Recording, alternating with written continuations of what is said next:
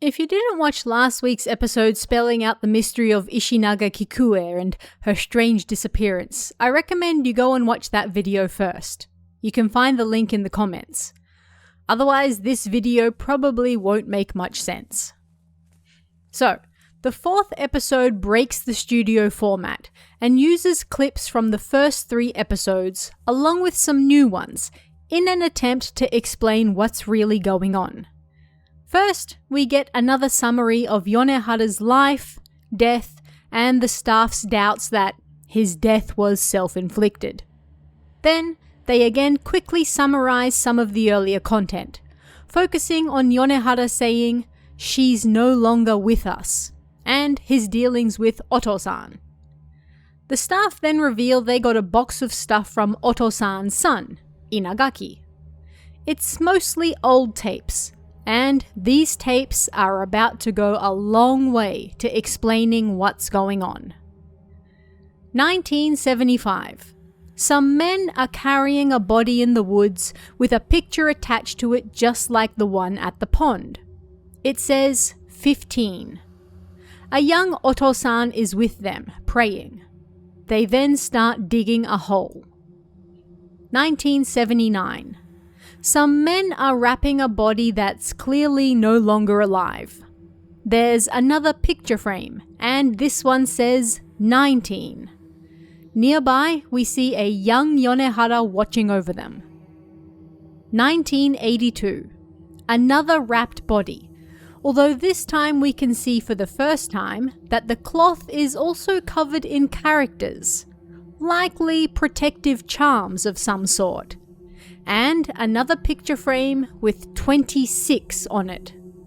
This body is also being buried in the mountains, and again we see Yonehara overseeing it and Oto-san praying nearby. 1984. We're inside a storehouse or something similar, and the same men appear to be strangling or holding someone down while Oto-san stands nearby. 1985. Another body being wrapped. This picture says 33. On the face, we can see 5 squares. Again, Yonehara is overseeing this from nearby. The narrator attempts to piece together the information we've received so far. Are the bodies we see in these tapes the substitutes that Yonehara spoke of in the answering machine message to Oto-san? When Yonehara asked Oto-san to deal with them, is this what he meant? Wrapping the now dead substitutes in cloth, writing some sort of characters on them, tying a picture of what appears to be Ishinaga with them, and then burying them somewhere. What do the numbers mean? They seem to match the photos that Kirafu-san found in the abandoned house. They then show us another video from 1975. Some men are carrying a body with photo 17 to that same pond from the second episode. A close-up from the tape that the junior high student found confirms that underneath all the algae and such, the photo also says 17. Clearly, it's the same body. Now, this pond is apparently only 15 kilometers from Yonehara's house, and the abandoned house with the photos is only 3 kilometers from his house. Yonehara appears in basically all the tapes. How is all this connected, and what's really going on? The staff decide to visit the abandoned house to find the photos, but when they get there, they're gone. Looks like someone went there after the second episode aired and took them. Weird. However, they discover something very interesting.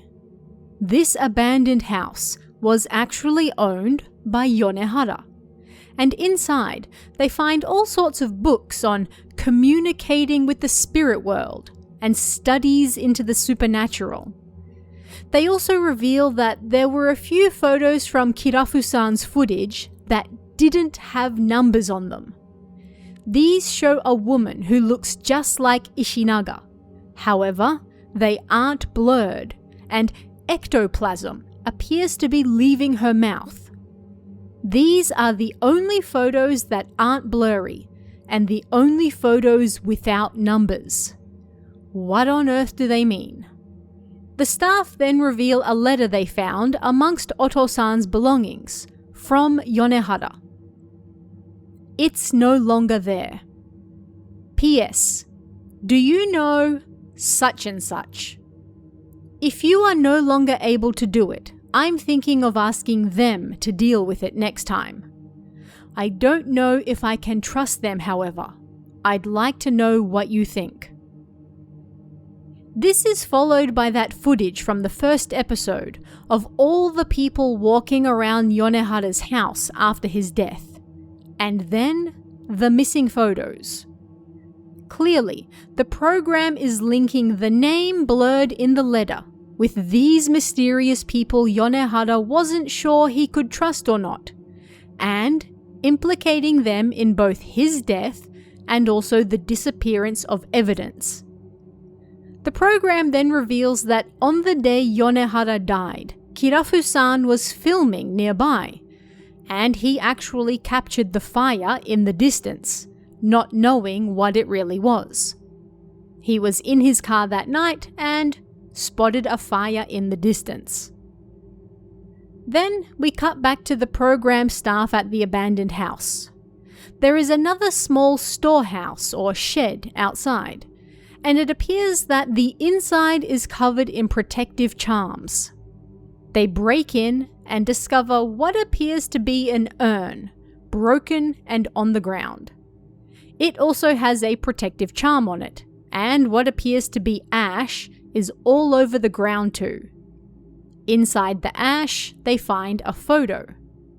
It looks like a much younger Yonehara, and, for the first time, Ishinaga, her face entirely unblurred. They're taking an old-fashioned selfie in front of a 3-sided mirror. The program ends. What on earth does all this mean? Across roughly 90 minutes of content, they've given us a decent amount of information, but they've left it to us to put it all together. From this alone, we can assume that Yonehara and Ishinaga were in love when they were younger. However, something happened and Ishinaga died young. Yonehara kept her ashes in his house, but it would appear that she didn't exactly die. If we believe what the show is telling us, somehow Ishinaga, or at least pieces of her, survived. Yonehara then spent the rest of his life finding all of these other pieces, or versions, or whatever, that looked just like Ishinaga, and getting rid of them in a cleansing ritual involving substitutes that Oto-san helped him with. The steps involved in this ritual obviously aren't fully spelt out, but they appear to involve Yonehara finding someone who is still alive to act as a substitute for Ishinaga. This substitute is then killed, wrapped in cloth covered in protective characters, and has a picture of Ishinaga tied to them with a number designating how many times this has now been done. The body is then buried with that photo, presumably acting as a memorial service, of sorts, for Ishinaga. By the late 1980s, Yonehara reveals on TV that he has now done this 35 times. He has been looking for Ishinaga all this time, not to find her exactly, but because he hopes that he will no longer find her. The reason why he has to find all of these pieces or versions or whatever of Ishinaga is never made clear, however. Just that he's doing it, and he continued doing it until his death. But other than Yonehara and Oto-san, there is also a third party, and it's heavily implied that they're not just interested in Ishinaga, But they're behind Yonehara's death and the disappearance of various pieces of evidence related to Ishinaga, like the photos. It was also likely them that broke her urn, but for what reason remains unknown. Despite 4 episodes, viewers were still left with numerous unanswered questions, and so, a year later, a book was released that finally revealed everything. Strap in, because it's a wild ride. For the most part, the book restates and summarizes everything that happened on the show, so even if you never watched that, you can still enjoy watching the mystery unfold entirely through the book. It's written from the POV of a man whose sister worked on the show, so he's privy to all sorts of background information the public is unaware of. He's publishing the book because his sister, who he refers to as Esko, also went missing while investigating this story. So obviously, something shady is going on, and he wants to get that information out into the world. But let's jump to the important part, the explanation of what's finally going on. During her investigations, Esko was especially interested in the ectoplasm photos. Why didn't these have numbers? Why weren't they blurry like the others? After running through various theories, she came across a piece of evidence sent in by a viewer that caught her eye. An article from an old occult magazine that appeared to have a photo of Ishinaga, unblurred, standing with numerous other men and women in a facility. Esko tracked down the original journalist who wrote the piece to ask him about it. Turns out this was taken at a research facility in the late 1960s that was doing research into, well, the occult. Of course. This facility was built in the 1940s and, to the public, appeared to be a mental health institution, but in reality, they were carrying out experiments on people believed to have psychic powers. The name of the head doctor is obscured, represented instead by 4 triangles, and the name of the facility is apparently the 4 Triangles, or the doctor's name, Friendship Society. Of course. By the 1960s, their number of patients had increased to around 20 or so, and being that they were technically a mental health facility, they had the means and power to confine and restrict all these patients while they carried out their experiments on them. One of these patients was, of course, Ishinaga. The book provides links where you can listen to some audio of experiments conducted at the time. But in short, Ishinaga's real name was actually Asayama Michiko, and she could produce ectoplasm. The facility forced her to produce this ectoplasm over and over to study it, and this greatly weakened her. One day, seeing her chance to run, she took it. She disappeared, and the Friendship Society immediately set out to find her. You can probably already see where this is going. Yep, while on the run, Asayama ended up at Yonehara's house in the mountains, about 20 kilometers away, the one that would later be abandoned. He took her in, hid her, and it appears that in time, they fell in love. At some point, she showed him her ability to create ectoplasm, which he then took pictures of. He always loved taking pictures. However, each time Asayama did this, it greatly weakened her. Why would she do this again, knowing what it did to her health?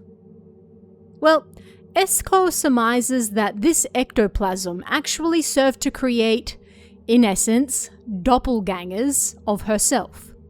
The particular word used is bunshin, which if you're an anime fan, you've probably heard before. It means to create a sort of double, a clone, another physical manifestation of yourself. Asayama wasn't just creating ectoplasm. She was creating copies of herself from that ectoplasm.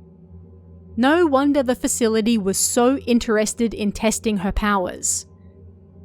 But why would she do this after fleeing when it left her so weak?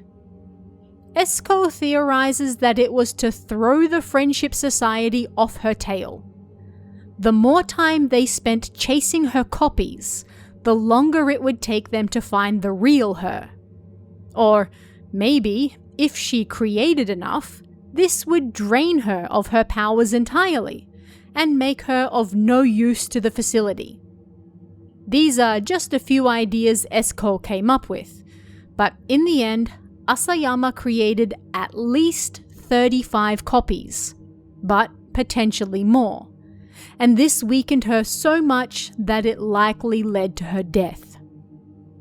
But even after her death, Asayama's copies were still out there, and being paranormal concoctions, well, it's probably easiest to say they were more often than not getting up to mischief rather than being productive members of society. They're basically angry ghosts at this point, being made from the ectoplasm created by a now dead woman who died weak and scared and on the run. And they started causing trouble. Real trouble.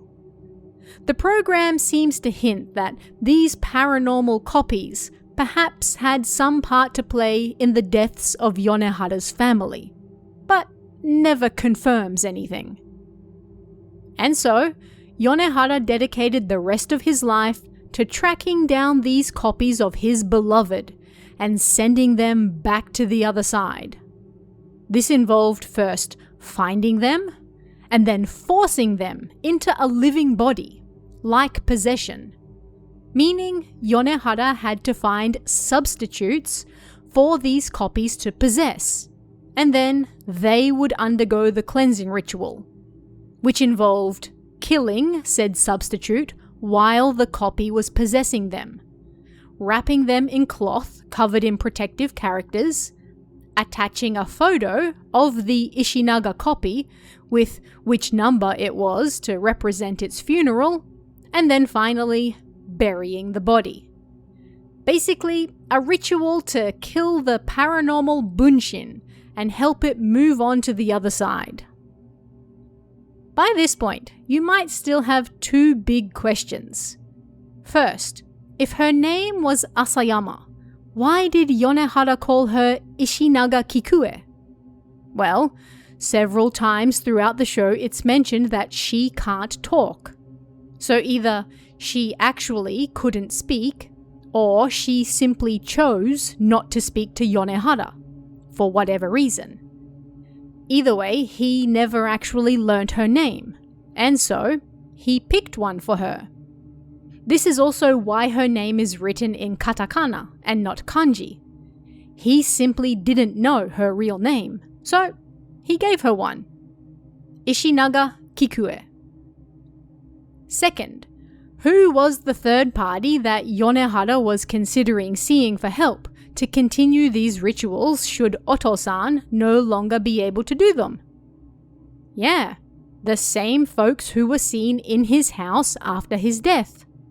The same folks who stole the photos and likely broke the urn. The same folks seen diving in that tape to find the body in the pond. The same folks who likely burnt Yonehara to death. The same folks looking for Asayama all that time. The Friendship Society. In the end, everything traces back to them, and Yonehara was just unfortunate enough to get caught up in their games and fall in love with a woman connected to them. According to Esko's research, this third party, the Friendship Society, now has their fingers in all sorts of pies. They have connections to politics, various religions, etc. They haven't spent the last 50 years only looking for Ishinaga. She's just one part of a much larger whole, and it's more than likely that when they discovered what Esko was researching and how she might expose them, they dealt with her too. Unfortunately for them, Esko left all this evidence behind for her brother to find, hence the book. And the book ends with Esko's brother pointing out that his sister had collated all of the information the show gathered of the Ishinaga sightings from around the country. Yeah, looks like those copies might actually still be out there, even now. But 3 locations in particular caught her eye: Hokkaido, Ibaraki, and Okayama. The brother travels to the location marked in Ibaraki, and there finds a house that's absolutely plastered in pictures of her blurry face and warnings to run away if you see her. He also provides a link to a video that you can watch online of his visit. In short, a woman's son has apparently spotted one of the Ishinaga copies out here and is warning everyone to stay away if you see her. He claims to have found evidence of her in the storehouse, but all he found was the photo that was used to seal her. The implication being that the Friendship Society, perhaps, also tracked down this particular copy and broke the seal, meaning the copy is now roaming the streets once more. Remember that letter Yonehara sent to Oto-san, where he talked about going to the mysterious group of people who were probably the Friendship Society for help if she could no longer do the rituals? That letter started with, "It's no longer there." The program never explains what that meant. But here, finally, we get a hint as to what that may have been referring to. It seems the Friendship Society has been tracking down all of the copies Yonehara dealt with and, well, freeing them. What's no longer there? Likely the body itself. And so the horror becomes a little more clear. Yonehara dedicated his life to tracking down these dangerous copies so he could seal them inside substitutes and get rid of them. But perhaps Ishinaga, or rather Asayama, was more powerful than even he realized. And all this time he hasn't actually been getting rid of them, but rather just putting them to sleep, if you will, inside these dead bodies. And the Friendship Society, or whatever name they're going by these days, is still trying to track them all down, free these copies, and then use them for their own nefarious purposes. And there are still more of them roaming the countryside today. This story is not yet over. In fact, it might actually just be beginning. And that is the story of Looking for Ishinaga Kikue. If you want to pick up the book for yourself, I'll leave a link to it in the description so you can still show them some support. But as a fan of stories that are told in this manner, piece by piece, leaving you to put them all together and understand what's going on yourself, I absolutely loved this one. But what did you guys think? Let me know in the comments below, and I'll see you again next time.